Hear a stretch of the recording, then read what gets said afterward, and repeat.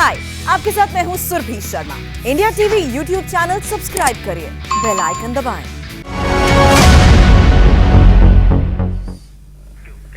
और बंगाल में परिवर्तन नहीं खेला हुआ। 2 मई को दीदी रह गई, ममता बनर्जी का स्कोर 200 के पार चला गया। बंगाल का एक खेला कैसे हुआ, पहले ओवर से लेकर नंदीग्राम के सुपर ओवर तक बंगाल का गेम कैसे बदला, कैसे पलटा और दीदी ने मोदी को किस तरह से पीछे छोड़ दिया। बंगाल चुनाव के A to Z विश्लेषण के साथ इस रिपोर्ट को देखिए।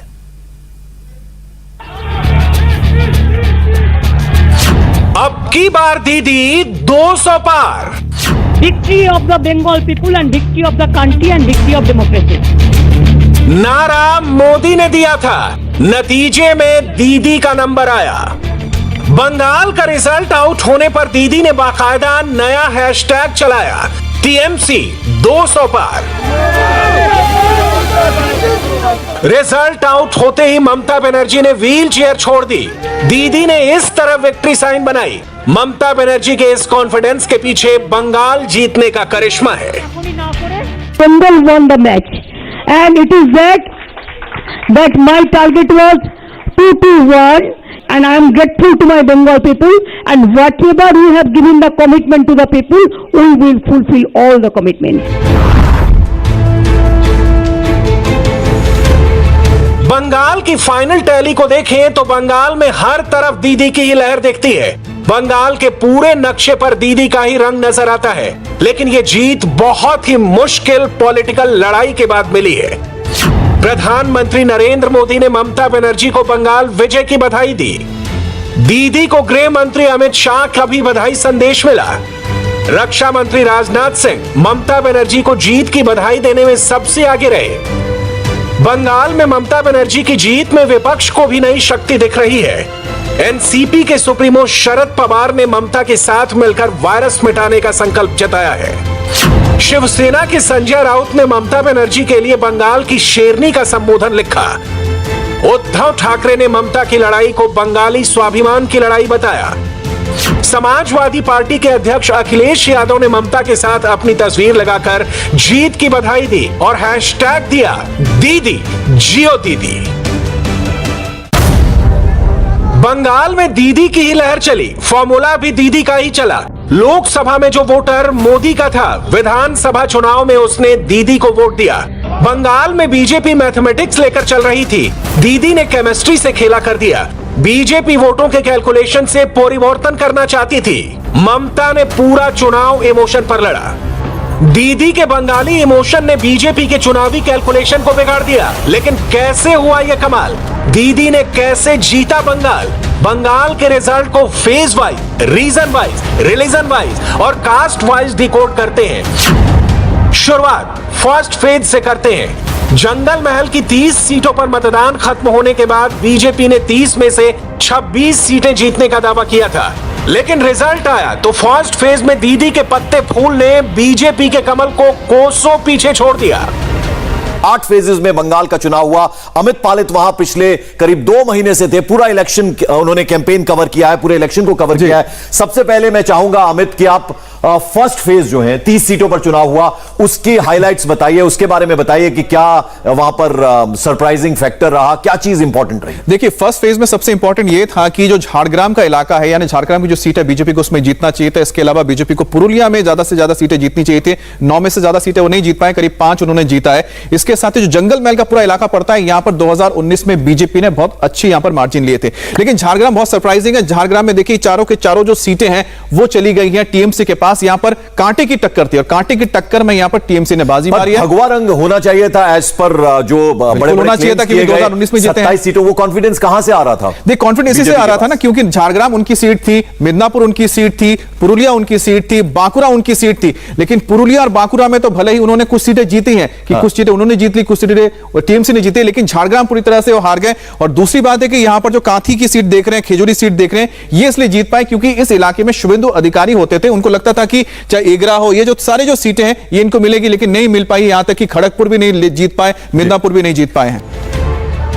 बंगाल चुनाव के सेकंड फेज में सबसे बड़ा संग्राम हुआ।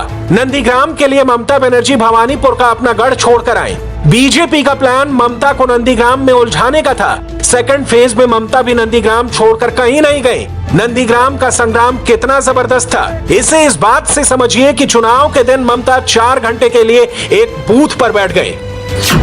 तृणमूल छोड़कर बीजेपी में गए शुभेंदु अधिकारी को ममता ने धोखेबाज और पीठ में छुरा घोंपने वाला बताया। नंदीग्राम से निकला ये नैरेटिव पूरे बंगाल में फैल गया। नंदीग्राम में ममता के लिए रिस्क था, लेकिन दीदी ने ये रिस्क लिया। You people didn't believe that how they looted. You see the other state, full of state given one mandate and one constituency, can they give the other mandate? Is it possible? It is not. It is totally, they were stopped surveillance, they have stopped surveillance about 3 hours, they announced the winning and after that they are saying something. So this is some looting is going on, some cheating is going on. We will fight in the court case, we will file the court case and we will fight for that. And don't worry for Nandigram, forget one thing, for struggle you have to sacrifice something. I struggle for Nandigram because I fought a movement, so I have forgotten now. It's okay, let the Nandigram people, whatever they have given the verdict, I accept that. Mamata Banerjee Nandigram seat हार गई, लेकिन second phase की लगभग सभी सीटों पर ममता के नंदीग्राम आने का असर पड़ा। सेकंड फेज में सबसे पहले बताऊं, गोशावा, इसके पाथर प्रतिमा, काकद्वीप और सागर, ये जो चारों सीटें थी बीजेपी को लगता था इस इलाके में जीत पाएंगे क्योंकि सुंदरबन का इलाका पड़ता है। और यहां पर आम्फान हो, मछुआरों हो, उनको बहुत सारे वहां पर गिले शिकवे थे।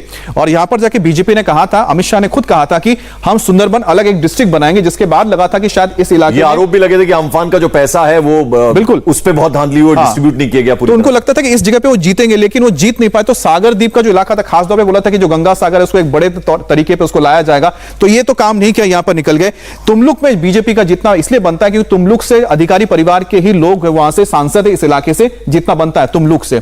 अच्छा, अब हम बात करते हैं कि किस तरह से नंद कुमार जो है ये नंदीग्राम के साथ सटा हुआ सीट है, हल्दिया नंदीग्राम के साथ सटा हुआ सीट है, चांदीपुर जो आप देखें चुंडीपुर उसका नाम है बेसिकली, तो चांदीपुर में भी बिल्कुल नंदीग्राम के साथ लगा हुआ सीट है। यहां पर देखिए यहां पर जो जीत है वो नंदीग्राम की तरह बीजेपी के खाते में नहीं गई। इस इलाके में यहां से तो जो सोहम है वो बड़े फिल्म एक्टर है, उन्होंने यहां पर जीत हासिल की है। खड़गपुर सदर बीजेपी का जीतना इसलिए बनता है क्योंकि खड़गपुर सीट से 2016 में दिलीप घोष जीते, उसके बाद 2019 में वो हार गए। के क्राइसिस है, इसीलिए सांसद उधार लेके आने पड़े, सांसदों को लेके आना पड़ा। ये बात कितनी सही तृणमूल कांग्रेस की तरफ से कही गई? नहीं, तृणमूल कांग्रेस अगर ये कह रहे हैं कि सांसदों को लाना पड़ा तो उसकी वजह ये रही कि बीजेपी को लगता था कि जिस जिस इलाके से उनके सांसद आते हैं, जैसे कि बाबुल सुप्रियो को उन्होंने टालीगंज में उतारा, आगे बात करेंगे, ठीक है, लेकिन इस इलाके में कोई सांसद नहीं उतरा है। लेकिन इस इलाके में बीजेपी को बहुत कॉन्फिडेंस था कि ये जो सेकंड फेज में हम देख रहे हैं जिसमें मिदनापुर का इलाका पड़ता है या फिर दक्षिण 24 परगना का इलाका पड़ता है, बांकुड़ा के इसमें कुछ सीटें जो पड़ती हैं, इस इलाके में बीजेपी को लगता था कि हम यहां पर जीत हासिल कर पाएंगे। देखिए बांकुड़ा में बीजेपी ने जीत हासिल की है, ये उनको लगता था, लेकिन घाटाल जो कि यहां टीएमसी को जीतना चाहिए था, ये इस इलाके में टीएमसी हार गई है। लेकिन जो आपको पता खड़गपुर सदर से बीजेपी ने हिरन को उतारा था, हिरन चक्रवर्ती जो है एक्टर है, वो यहां पर जीते हैं। तो बीजेपी के लिए इस मैं कह सकता हूं कि सेकंड फेज में बीजेपी के लिए बहुत कुछ सही रहा। और कुछ चीजें जो उनको लगती थी कि जो मैं ये बोल रहा हूं कि नंदीग्राम के साथ जो सटे हुए इलाके हैं, जो पूर्वी मिदनापुर पड़ता है, जहां पर जीतना चाहिए था, शुभेंदु अधिकारी के परिवार का इंफ्लुएंस था, वहां वो जीत नहीं पाई है, ये चौंकाने वाली बात। बीजेपी की चुनावी मशीनरी का ममता ने अकेले मुकाबला किया। नंदीग्राम में ममता बनर्जी को चोट लगना चुनाव का टर्निंग पॉइंट साबित हुआ। 10 मार्च को नंदीग्राम में चोट लगने के बाद ममता व्हील चेयर पर आई, तो 2 मई को रिजल्ट आने तक ममता ने व्हील चेयर नहीं छोड़ा। पैर में चोट के बावजूद व्हील चेयर पर ममता ने जिस तरह से धुआंधार प्रचार किया, उससे ये छवि बनी कि घायल शेरनी मजबूती से मोर्चा संभाले हुए है। ऐसे में इमोशन का फैक्टर ममता के साथ चला गया। BJP has lost the election and they have played so many dirty politics, dirty tricks. Even all the officers are saying with high officials, you are under watch, you are under watch, you are under watch. I know each and everything. So it's okay that we have faced the horrible situation. We have faced the horror of the election commission. Bengal में ममता ने 221 सीटें जीतने का target रखा और उसके करीब तक पहुंच गई। ममता ने खेला होबे का नारा दिया और खेला हो गया। जैसे जैसे बंगाल का चुनाव आगे बढ़ता गया, ममता बनर्जी की पोजीशन सॉलिड होती गई। थर्ड फेज में साउथ बंगाल के 31 सीटों पर वोट पड़े तो वहां पूरी तरह ममता बनर्जी का रंग छा गया। 31 सीटों के लिए मुकाबला था, यानी 31 सीटें। लेकिन आप देखेंगे कि पूरी अगर इस तस्वीर पर आप नजर डालें तो पूरा हरा रंग नजर आ रहा है। केवल गोघाट और खानाकुल ये बीजेपी के खाते में है, जिसमें 80 सीट है गोघाट की। जरा एक एक सीट का यहां पर भी आप तबसरा दें। डायमंड हार्बर मुझे नजर आ रहा है अभिषेक बनर्जी। बिल्कुल, आपने सही जगह पे सही चीज को पकड़ा है। आपने डायमंड हार्बर इसलिए पकड़ा, और मैं इस पे इसलिए जाना चाहता हूं कि आपको ग्रीन इसलिए नजर आ रहा है क्योंकि इसके ज्यादातर जो यहां पर सीटें आपको नजर आ रही हैं वो सीटें हैं दक्षिण 24 परगना की। और दक्षिण 24 परगना जो टीएमसी का गढ़ माना जाता है, और इसमें ज्यादातर जो सीटें पड़ रही हैं वो आ रही है डायमंड हार्बर जो लोकसभा सीट है उसके आसपास की है। जैसे डायमंड हार्बर, फॉल्टा हो गया, इसके अलावा मोगरा हाट इधर हो गया, सातगाछी या विष्णुपुर, ये जो इलाके आप देख रहे हैं यहां से लेके यहां भी एक सवाल भी है। सवाल यह है कि बहुत सारे ऑडियो टेप्स आए थे जिसमें कि अभिषेक बनर्जी का बार बार नाम आया, यानी तमाम तरह के आरोप बीजेपी की तरफ से लगाए गए। कट मनी, सिंडिकेट, किस तरह से अगर कुछ बनाना होता है, कोई बिल्डिंग बनानी होती है तो वहां कट देना होता है, यानी इन सब बातों का जो आरोप लगे कोई असर नहीं हुआ। इनका कोई असर नहीं हुआ वहां पर अगर किसी ने काम किया कि जो लोग नाराज थे टीएमसी से, चाहे वो अम्फान की वजह से हो, वही लोग थे जो, या फिर किसी और वजह से वो लोग ही बीजेपी के साथ गए। लेकिन जो एक बड़ा तबका नजर आता था उस पर बहुत ज्यादा असर ये नहीं था कि यहां पर इनके ऊपर करप्शन के कुछ चार्जेस लगे। अच्छा, मैं सीट पे वापस आता हूं। सीट पे वापस आते हुए सबसे पहले यहां से शुरू करते हैं। जॉयनगर, इसके अलावा जो बारुईपुर है, बारुईपुर यहां पर पश्चिम आ गया, कैनिंग, ये कैनिंग, मोगराहाट, ये जो इलाके हैं मुस्लिम बहुल इलाके हैं यहां पर। तो देखिए यहां पर टीएमसी का जितना बनता था, लेकिन जो बारुईपुर, जॉयनगर और फिशरमैन भी काफी सारे हैं, मछुआरे भी। मछुआरे डायमंड हार्बर इलाके में पड़ते हैं। डायमंड हार्बर की बताओ, डायमंड हार्बर बहुत इंटरेस्टिंग सीट इसलिए है कि यहां से जो यहां पर सिटिंग एमएलए थे टीएमसी के, वो बीजेपी में आ गए, और लेकिन इस बार वो हार गए हैं। उस इलाके में जो मछुआरे थे उनसे हमारी बात हुई थी, वो नाराज थे। लेकिन जो वहां के जो अर्बन वोटर्स है, देखिए डायमंड हार्बर में आपको एक अर्बन पॉपुलेशन मिलता है और वहां पर थोड़ा सा रूरल पॉपुलेशन है। रूरल पॉपुलेशन बीजेपी के साथ जाता हुआ नजर आता है, लेकिन जो अर्बन पॉपुलेशन था वो टीएमसी के साथ था, चाहे फॉल्टा और डायमंड हार्बर। इस इलाके में बहुत बड़े बड़े इंडस्ट्रीज भी हैं। यहां पर जो लोग हैं, अर्बन थोड़ा सेंटर है, इसी वजह से यहां पर टीएमसी को बहुत ज्यादा पकड़ है। जहां पर भी आपको अर्बन सेंटर दिखता है वहां पर टीएमसी बहुत स्ट्रांग नजर आती है। रीच की बात करूंगा, यहां पर रीच, एक तरफ आप मछुआरे फिशरमैन की बात करें, एक तरफ इंडस्ट्रीज हैं, बड़ी बड़ी आप बता रहे हैं। तो यानी रेंज देखनी होगी। दोनों जगह तृणमूल कांग्रेस ने जीत हासिल की है। हाँ, तो तृणमूल कांग्रेस को तो कहना ही पड़ेगा कि जो साउथ 24 परगना में जिस इलाके में, देखिए यहां पर साउथ 24 परगना में एक और इंपॉर्टेंट बात है, ये जो आप सारी सीट देख रहे हैं ना, ये बारुईपुर हो, कैनिंग हो, सब जगह पे हो, इन सब इलाकों में अच्छी खासी तादाद मुस्लिम समुदाय की है साउथ 24 परगना में। और यहां पर जो फुरफुरा शरीफ का बहुत दबदबा माना जाता है क्योंकि यहां बहुत पॉपुलर अब्बास सिद्दीकी, उन्होंने इसी इलाके में बहुत सारे कैंपेनिंग कुछ नहीं कर पाए। यहां पर तो मुस्लिम वोट में कोई कह सकते हैं कि कोई डिवीजन ही नहीं हुआ। बंगाल जीतने के बाद ममता कालीघाट मंदिर पहुंची। आपको याद होगा दिल्ली जीतने के बाद अरविंद केजरीवाल इसी तरह हनुमान मंदिर गए थे। यह ममता बनर्जी का सॉफ्ट हिंदुत्व है जिससे उन्होंने बीजेपी का काउंटर करने के लिए अपनाया है। हिंदू वोट को नाराज मत करो और मुसलमान वोट को अपने साथ जोड़कर रखो। ममता का यह फॉर्मूला चल निकला। ममता बनर्जी को बंगाल के 100 में से 99 मुसलमानों के वोट मिले। असदुद्दीन ओवैसी और पीरजादा अब्बास सिद्दीकी को लेकर ममता को घेरने के जितने भी प्रयोग हुए वो सारे के सारे प्रयोग फेल हो गए। बंगाल में मुस्लिम डोमिनेशन वाली 59 सीटें हैं। ये सीटें ग्रेटर मालदा, कोलकाता, सेंट्रल और नॉर्थ बंगाल में हैं। इनमें से 56 सीटें तृणमूल कांग्रेस के खाते में गई। 59 में से 56 यानी 95% मुस्लिम बहुल सीटें टीएमसी को मिली। मुर्शिदाबाद, मालदा, दिनाजपुर वो इलाके हैं जो कि मुस्लिम बहुल इलाके हैं, और जो सारी सीटें हम बात कर रहे हैं 59 जो सीट्स हैं, ये ज्यादातर सीटें इसी इलाके से आती हैं जहां पर मुस्लिम पॉपुलेशन ज्यादा है, हिंदू पॉपुलेशन से ज्यादा। और ये आप इलाके देखिए जो हम आपको बता रहे हैं, भांगूर जो दक्षिण 24 परगना में पड़ता है, मिठियापुर दक्षिण 24 परगना में पड़ता है, ये सब वो इलाके हैं जहां पर जो टीएमसी है लगातार स्ट्रांग रही है। दिल से बोलेगा, हमें तो एक्सपेक्टेड था ये पूरा कंसोलिडेशन रहेगा। बिल्कुल, मुझे सीधे ममता के खाते में कोई फुरफुरा शरीफ नहीं, कोई ओवैसी फैक्टर नहीं। मुझे पहले लगता था, बंगाल उतरने से पहले मुझे लगता था कि शायद फुरफुरा शरीफ का इफेक्ट दिखेगा, लेकिन जब मैं खुद पहुंचा, लोगों से बात की, खासतौर पे दक्षिण 24 परगना में, तब मुझे लगा कि यहां पर तो फुरफुरा शरीफ कहीं पर भी नजर नहीं आ रहा है, जो बहुत स्ट्राइकिंग था। और तब समझ में आ गया था कि ममता बनर्जी के लिए सबसे प्लस पॉइंट जो जाने वाला है, ट्रम्प कार्ड, वो यही जाने वाला है। ओवैसी हैदराबादी भाषा में हिंदी बोलते हैं, उर्दू खालिस बोलते हैं, अंग्रेजी बोलते हैं, बंगाली नहीं आती। बिल्कुल यही डिफरेंस है, क्योंकि आप जितने भी सीटें देख रहे हैं यहां पर ज्यादातर जो लोग हैं ये बांग्ला बोलने वाले मुस्लिम हैं। वो कभी भी अपने आप को रिलेट ही नहीं कर पाते थे ओवैसी के साथ। लेकिन लगा था कि लोगों को हो सकता है कि जो पीरजादा हैं यानी कि अब्बास सिद्दीकी उनके साथ रिलेट करे क्योंकि वो बांग्ला बोलते हैं, लेकिन यहां के जो मुस्लिम वोटर्स हैं वो समझदार थे, उनको पता था कि अगर हम कटे तो यानी कि फिर बीजेपी आएगी, और ये बीजेपी के साथ नहीं थे, और यही वजह है कि टीएमसी को इसका फायदा हुआ, बीजेपी का डर इन पे काम आ गया। बिल्कुल, और बाकी सीटें जो हैं मुस्लिम वाली वो भी हम आपको देखते हैं। इसका एक पेज और है, अब आप जरा ये देखिए, ये पेज भी अगर आप देखेंगे हरे रंग में रंगा हुआ। मैं शुरुआत इसलिए करता हूं, कोलकाता पोर्ट आप जानते हैं कि फिरहाद हकीम का इलाका है, बॉबी हकीम उन्हें कहा जाता है। यहां पर तो हर साल उनका जो 2011, 2016, 2021 में अब देखना होगा कितने ज्यादा वोटों से वो जीते हैं। इस इलाके में सेंधमारी नहीं हो सकती है। डोमजूर जहां पर राजीव बात कर रहा था, राजीव बनर्जी जो कि बीजेपी में आए थे, उन्होंने ये लूज कर दिया कि डोमजूर में मुस्लिम वोट अच्छे खासे हैं, और जब उन्होंने टीएमसी छोड़ा था तब समझ में आ गया था कि मुश्किल है उनके लिए सीट जितना। भाटार, नलहाटी। आखिर में ये बता दीजिए अमित कि आप जब तृणमूल कांग्रेस के लोगों से बात करते थे, दे वर कॉन्फिडेंट अबाउट दीज 59 सीट्स। देखिए, उनको जब हम बोलते थे कि मुस्लिम आपके साथ हैं, कि आपको लगता है कि बढ़ जाएंगे, तो उनका कॉन्फिडेंस था कि वो हमारे साथ है, हमें बिल्कुल डर नहीं है, चाहे फुरफुरा शरीफ हो या फिर वो मजलिस हो, कोई हमें हमारे वोटर्स को नहीं तोड़ सकता है। मुस्लिम पूरी तरह से बीजेपी इसके साथ है, टीएमसी के साथ है, ये साफ था उनका। 10 अप्रैल को चौथे दौर के चुनाव में कोलकाता और नॉर्थ बंगाल में वोट पड़े। इसी दिन सितालकुची में हिंसा हुई, सीआईएसएफ की फायरिंग में 4 लोगों की मौत हुई। ममता बनर्जी ने इसे भी मुद्दा बनाया। चुनाव आयोग ने 3 दिनों तक ममता के सितालकुची जाने पर रोक लगा दी थी। पूरे चुनाव में ममता बनर्जी और चुनाव आयोग इसी तरह आमने सामने रहे। अब ममता जीत के बाद विपक्ष की दूसरी पार्टियों के साथ मिलकर चुनाव आयोग के अधिकार कम करने के लिए सुप्रीम कोर्ट की संविधान पीठ तक जाने का ऐलान कर रही हैं। Whatever they have done for this time in Bengal, the bias way, if you tolerate like this, then India there will be no democracy. I will appeal all the political parties also.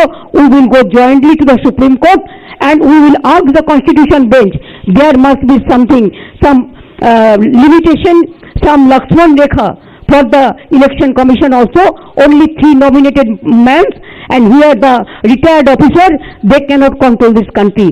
Bengal चुनाव का चौथा दौर ममता बनर्जी के लिए कैसा रहा, इसे भी समझ लेते हैं। फोर्थ फेज में आप देखिए 44 सीट, 44 सीटें थी। यहां पर थोड़ा भगवा रंग जो है वो नजर आ रहा है, और यहां की अगर हम सीटों की बात करें, उसने क्या आपको सरप्राइज किया, या एज एक्सपेक्टेड जैसा आपको लगता था वैसा ही नतीजे? नहीं, इसमें ज्यादातर चीजें हमें एक्सपेक्टेड लग रही हैं, लेकिन इसमें कुछ बहुत इंपॉर्टेंट सीटें हम वहां से शुरू करते हैं। कूच बिहार, ये नाम हम बहुत सुनते हैं। देखिए, कूच बिहार में बनता है बीजेपी का जीतना, क्योंकि 2019 में लोकसभा सीट में इन्होंने यहां पर जीत हासिल की थी। शीतलकुची देखिए सबसे इंटरेस्टिंग होना चाहिए। बिल्कुल, यहां तो गोलियां चली और सीआरपीएफ और तमाम चीजें बहुत ज्यादा, ये और उसके बाद भी ये सीट गई है बीजेपी के पास। इसके अलावा दिनहाटा, नवारी और तूफानगंज, ये जो सारे जो उत्तर बंगाल के इलाके, अलीपुर द्वार, ये जो सारे इलाके, या इन इलाकों में बीजेपी को पता था कि हम यहां पर अच्छा करेंगे, तो बीजेपी ने यहां पर कोई सरप्राइज नहीं किया, उन्होंने यहां पर जीत हासिल की है। लेकिन जहां पर बीजेपी को लगता था कि हम आ सकते हैं, जहां कोशिश की थी, दक्षिण 24 परगना देखिए, सोनारपुर, भांगौर, ये यहां पर प्रधानमंत्री मोदी ने रैली की थी।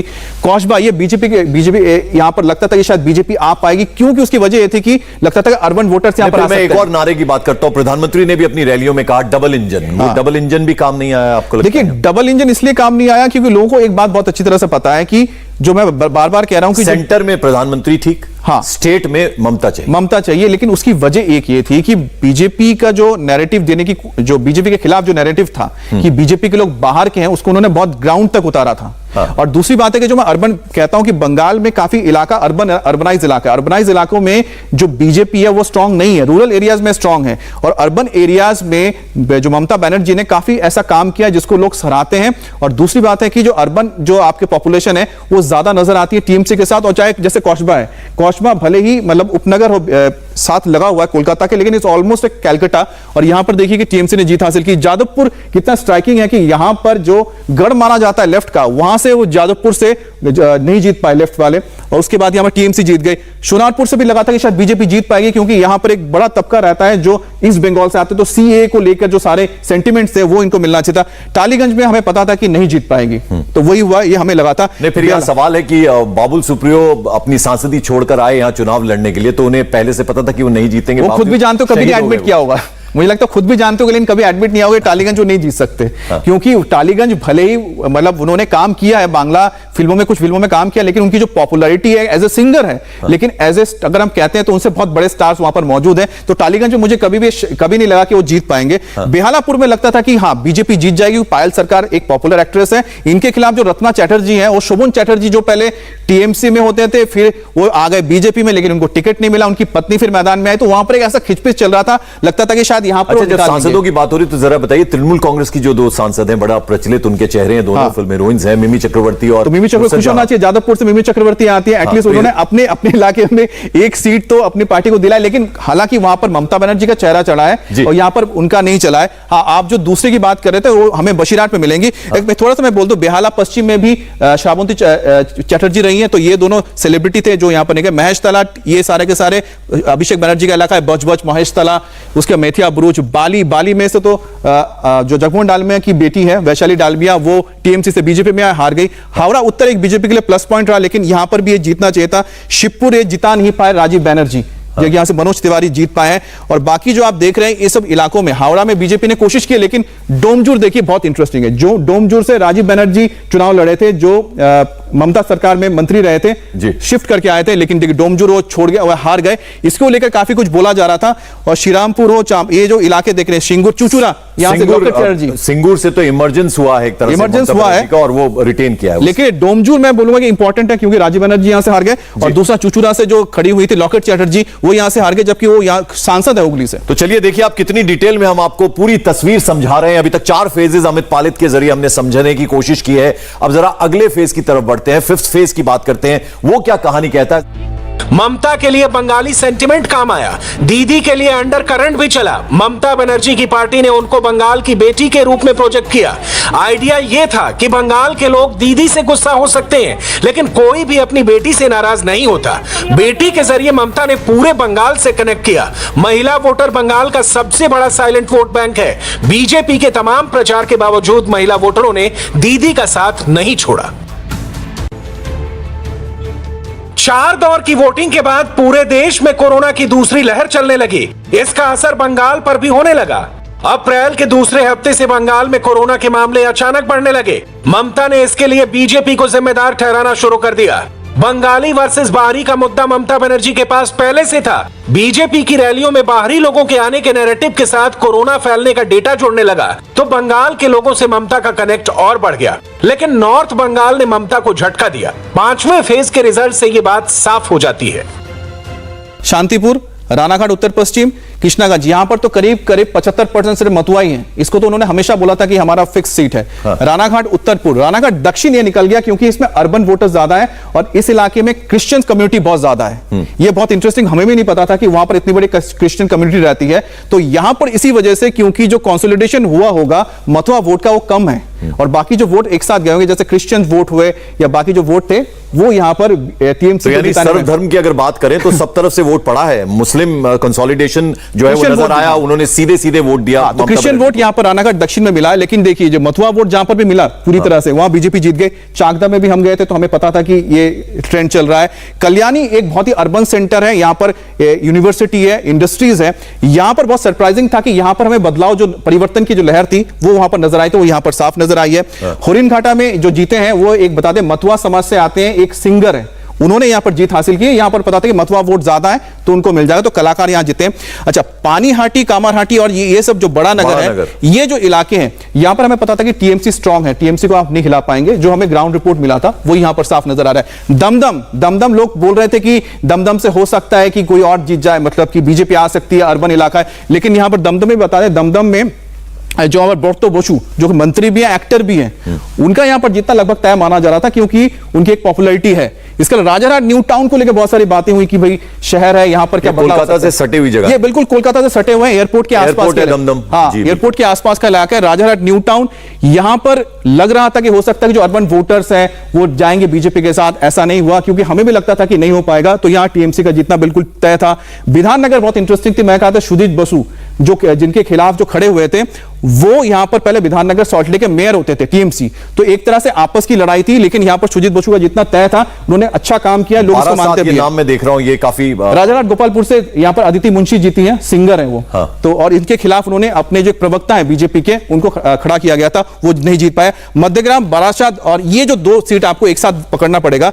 बारासात जो लोकसभा सीट है वहां से जो काकुली है वो यहां से सांसद है, और इस इलाके में जितना तय माना जाए बारासात से चिरंजीत जीते हैं क्योंकि वो एक्टर है। मध्यमग्राम आपने देख लिया, देगंगा, और यहां पर जितना मैं अगले फेज की तरफ जाना चाहता हूं, अगर जल्दी से कोई एक दो सीट्स में आप और बोशीराट के आप जो जिक्र कर रहे थे, बोशीराट यानी कि नुसरत का जो इलाका पड़ता है, ये बोशीराट का इलाका पड़ता है। बोशीराट दक्षिण में बीजेपी हमें लगता था कि जीतना चाहिए, लेकिन वो जीत नहीं दोनों पाई। चेहरे जो हैं यानी मिमी चक्रवर्ती और नुसरत जहां, उन्होंने कम से कम अपनी कॉन्स्टिट्यूएंसी वाली जो सीटें हैं वो लाके दी हैं ममता बनर्जी को। ये हम कह सकते हैं बिल्कुल।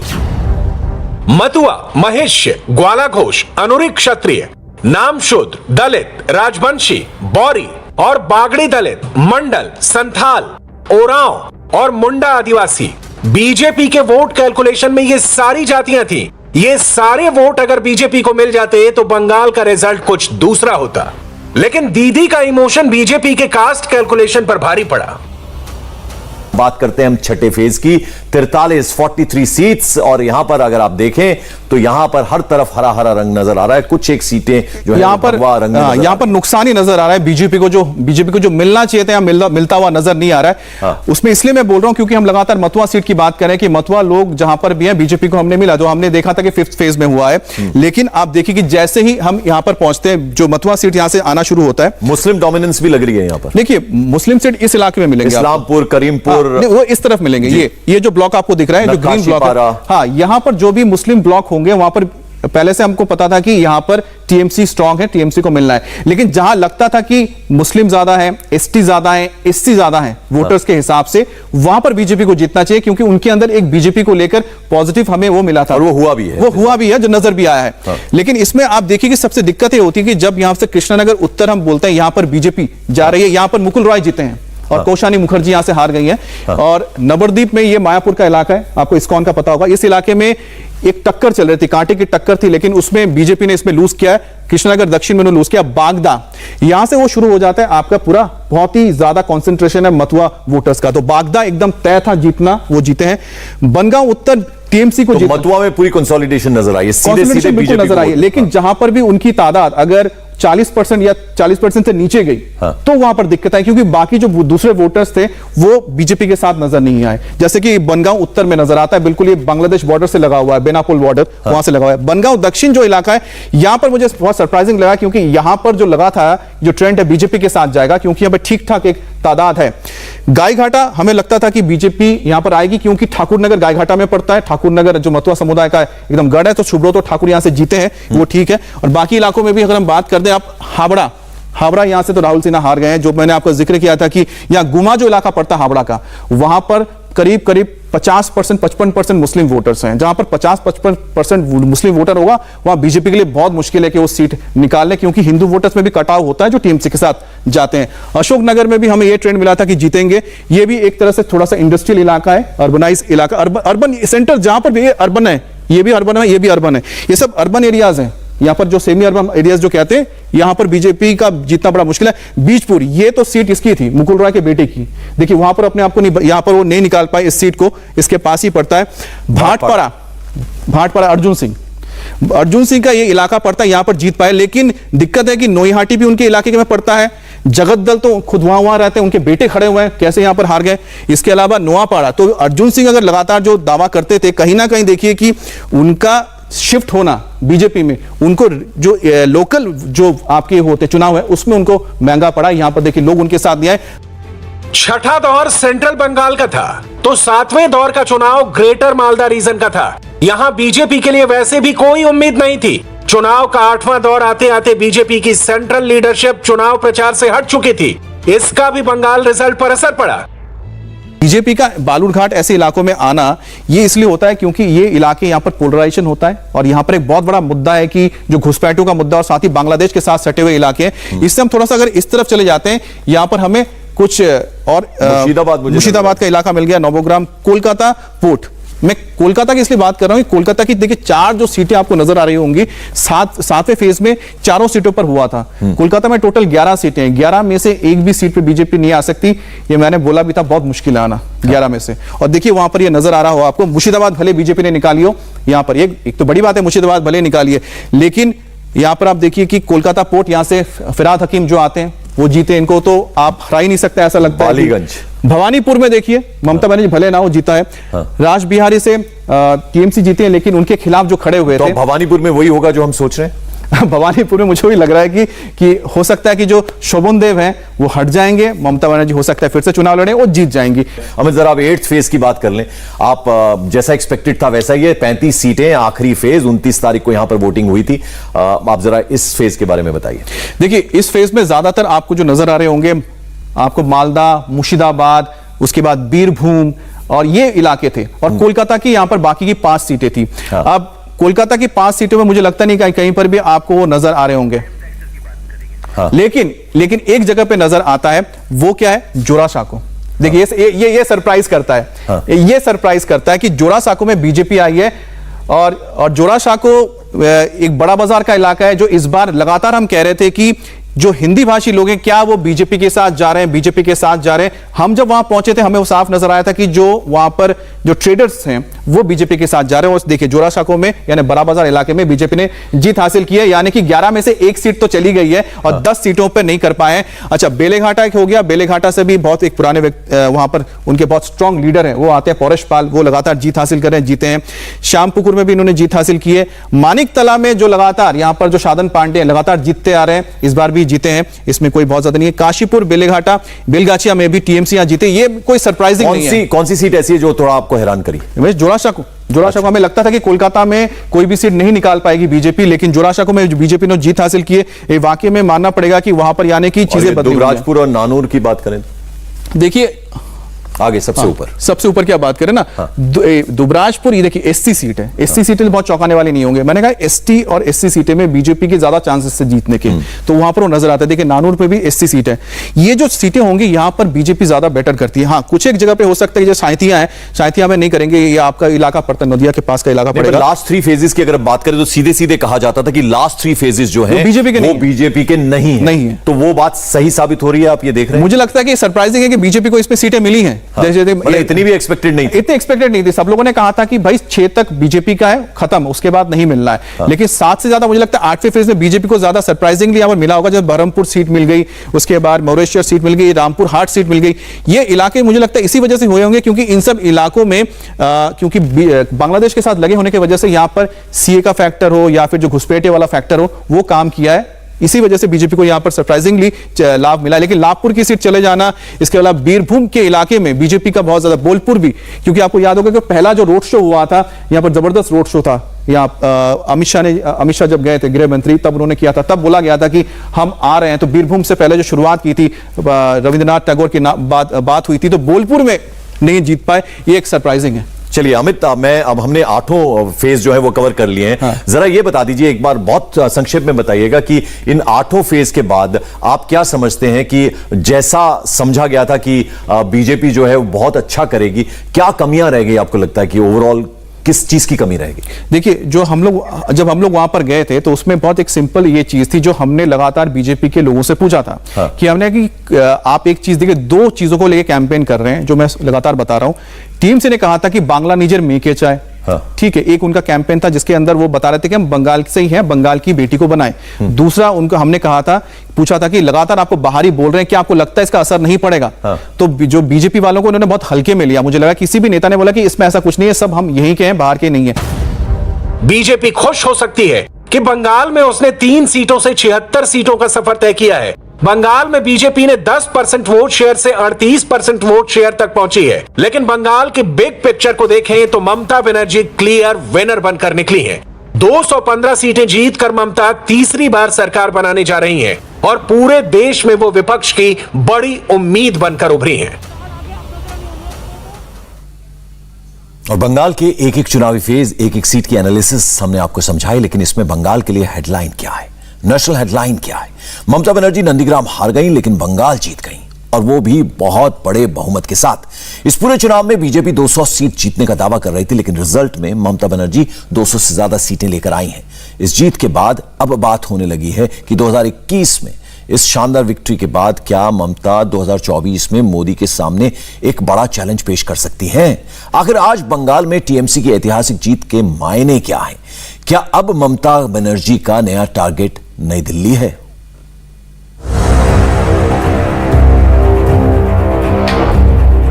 ममता बनर्जी ने व्हील चेयर छोड़ दी है।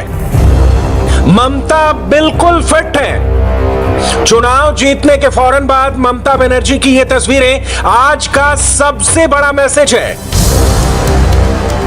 ये ममता बनर्जी का कॉन्फिडेंस कहा जाएगा या ममता बनर्जी का स्ट्रेटजी का सबसे बड़ा खेला। लेकिन एक बात फाइनल हो चुकी है कि 2 मई दीदी फिर आ गई। 2 मई कांग्रेस साफ हो गई। 2024 में मोदी वर्सेस दीदी की पिच तैयार है। यही है चुनाव की सबसे बड़ी पिक्चर। ममता बनर्जी ने फिर साबित कर दिया कि पश्चिम बंगाल में दीदी ही सुप्रीम लीडर हैं। बंगाल में कोई नहीं है टक्कर में, ना बीजेपी, ना कांग्रेस, ना लेफ्ट और ना ही मुस्लिम वोटों का ठेकेदार बनने वाले पीरजादा और Owaisi. Because Bengal won the match, and it is that my target was 2-1. You know, my two candidate will be winning later on. Mamata Banerjee के सामने बीजेपी के अलावा कई चैलेंज थे। ये सब बंगाल में पस्त हो गए। अल्टीमेट विनर ममता बनर्जी साबित हुई हैं। অনেক ধন্যবাদ, অনেক অভিনন্দন। बंगाल के फैसले का असर सिर्फ कोलकाता तक नहीं होगा, आफ्टर इफेक्ट दिल्ली तक नजर आएगा और शायद नजर भी आने लगा है। अरविंद केजरीवाल ने ट्वीट करके ममता को बधाई दी है। अखिलेश यादव ने कहा है कि दीदी की जीत मोदी के दीदी और दीदी का मुंह तोड़ जवाब है।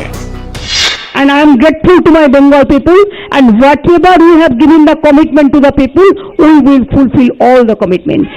And don't worry for Nandigram, forget one thing. For struggle you have to sacrifice something. I struggle for Nandigram because I fought a movement, so I have forgotten now. It's okay. Let the Nandigram people, whatever they have given the verdict, I accept that. इस वक्त समझने वाली बात यह है कि देश में विपक्ष की 4 बड़ी पार्टियां क्या कह रही हैं। ममता के लिए भी, कांग्रेस के लिए भी और बीजेपी के लिए भी। तेजस्वी यादव ने अपने 2 मार्च के ट्वीट और ममता बनर्जी के साथ अपनी फोटो वाले ट्वीट को टैग करके लिखा है कि बंगाल ने ममता बनर्जी में भरोसा देखा है। बंगाल चुनाव से पहले बीजेपी ने बिहार में अच्छा प्रदर्शन किया था। तेजस्वी यादव की आरजेडी अच्छा प्रदर्शन करते हुए भी सरकार बनाने से पीछे छूट गई थी। उनके अलावा शिवसेना ने भी बंगाल में ममता बनर्जी का समर्थन किया। एक स्त्री, एक जख्मी शेरनी जिस तरह से मैदान में उतरकर अकेली लड़ रही थी, पूरी तरह से उनके पार्टी को ध्वस्त किया, उनके पार्टी के नेताओं को तोड़ दिया, दबाव डाला, सेंट्रल एजेंसी का दबाव चुनाव के समय सभी लोग उनके खिलाफ, उनके ही लोग खड़े किए, फिर भी ये बंगाल की शेरनी पीछे नहीं हटी, लड़ती रही और आखिरकार एक ऐतिहासिक जीत ममता दीदी ने प्राप्त की है। ये पूरे देश के लिए, राजनीति के लिए प्रेरणादायी है। बंगाल में हार के बाद महाराष्ट्र की पॉलिटिक्स में भी क्या बीजेपी बैकफुट पर आएगी, ये बड़ा सवाल है। एनसीपी के नेता शरद पवार ने बंगाल में टीएमसी की जीत पर ममता बनर्जी की तारीफ की है। देखा जाए तो इस बार बंगाल का चुनाव पूरे देश की पॉलिटिक्स का एपी सेंटर बन गया था। बाकी विपक्ष को ममता की जीत से ज्यादा बीजेपी की हार से मतलब था। महबूबा मुफ्ती ने ट्वीट करके ममता बनर्जी की तारीफ की है और कहा है कि बंगाल ने बांटने वाली ताकतों को नकार दिया है। उमर अब्दुल्ला ने भी लिखा है कि बीजेपी की तमाम कोशिशों के बावजूद ममता बनर्जी ने पश्चिम बंगाल में उसे हरा दिया। नरेंद्र मोदी और बीजेपी का विरोधी मोर्चा एक साथ ममता बनर्जी की तारीफ कर रहा है और इस पूरी पिक्चर में राहुल गांधी गायब नजर आ रहे हैं। वो इसलिए क्योंकि राहुल गांधी खुद फेल हो गए हैं, उनका वायनाड फॉर्मूला फेल हो गया है। पश्चिम बंगाल में तो वो कहीं भी नहीं थे। असम में उन्होंने बहुत कोशिश की, बड़ी बड़ी रैलियों के साथ यूथ को खींचने के लिए कई छोटी छोटी सभाएं की, लेकिन असम के नतीजे बताते हैं कि बीजेपी की वापसी ने उनकी तमाम कोशिशों पर पानी फेर दिया है। तमिलनाडु में कांग्रेस की इतनी हैसियत भी नहीं कि डीएमके को सरकार बनाने के लिए उसकी जरूरत पड़े। वहां स्टालिन खुद इतने ताकतवर बनकर उभरे हैं कि कांग्रेस की कुछ सीट भी जीरो इफेक्ट पैदा कर रही है। कांग्रेस पार्टी इन चुनाव परिणामों का पार्टी मंच पर विधानसभावार विश्लेषण करेगी और जहां भी जो कमियां रही हैं भविष्य के लिए उन्हें सुधार कर हम और गंभीरता से कार्य करेंगे। ऐसे में क्या 2024 का मुकाबला मोदी वर्सेस दीदी होने वाला है? अगले लोकसभा चुनाव में नरेंद्र मोदी और ममता बनर्जी के बीच डायरेक्ट मुकाबला तय नजर आ रहा है। वैसे क्या यह कहना जल्दबाजी होगा कि यह आमने सामने की टक्कर 2024 तक जाएगी? क्योंकि अभी 3 साल बाकी है और नेशनल और स्टेट लेवल पर बहुत कुछ होगा। ममता बनर्जी बंगाल में जरूर ताकतवर बनकर उभरी हैं, साथ ही विपक्ष के साथियों से बधाइयां मिलना अलग बात है।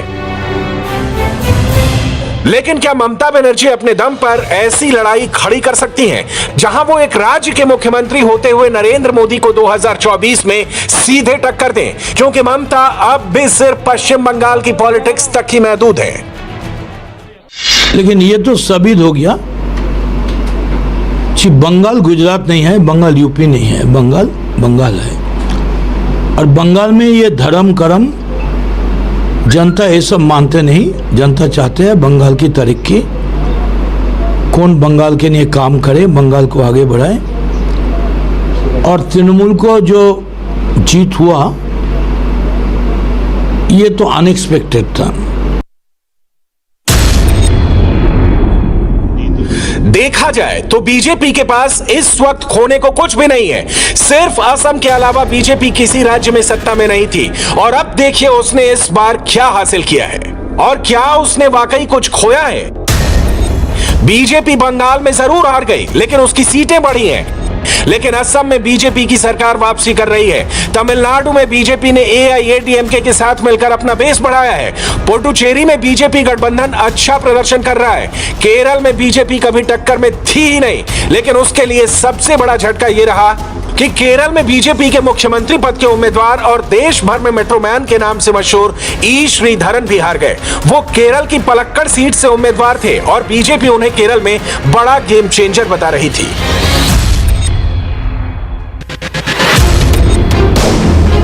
इस नेशनल पिक्चर से ममता बनर्जी से लेकर बीजेपी और कांग्रेस की मौजूदा हैसियत समझी जा सकती है।